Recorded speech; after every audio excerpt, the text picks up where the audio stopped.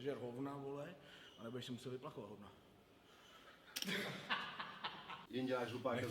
Nech to. Ty vymrdanej čuráku, síla je v hlavě, vole. To, že se někdo vrátí silnější, neznamená fyzicky, ale mentálně, vole. A my jsme mentálně nejsilnější ze všech, vole. Ty se vůbec nechytáš, pičo. A ještě jednou to zopakuj a ty krávo, rupne mi, vole, cévka v hlavě, vole. Jo, prostě, já jsem to myslel, že budu silnější psychicky, vole, a ne fyzicky. Tady je vidět, vole, vaše, nebo konkrétně tvoje mentalita, ty retarde.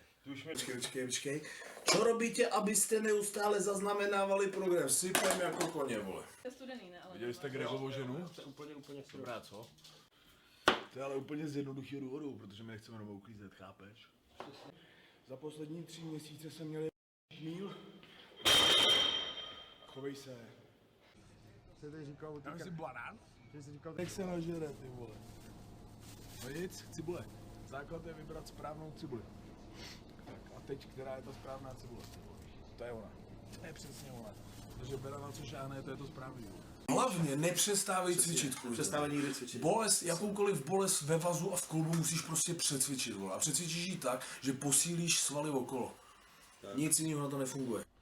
Tak jak dlouho lajnu kokainu před tréninkem by si doporučoval? Nevím jak dlouho, ale tlustá musí být jako rohlík. Ale tak když to miluješ, tak prostě potneš, no.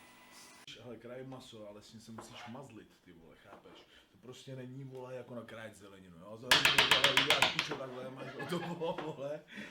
Ale, přesně, ale s masem, to je maso, chápeš?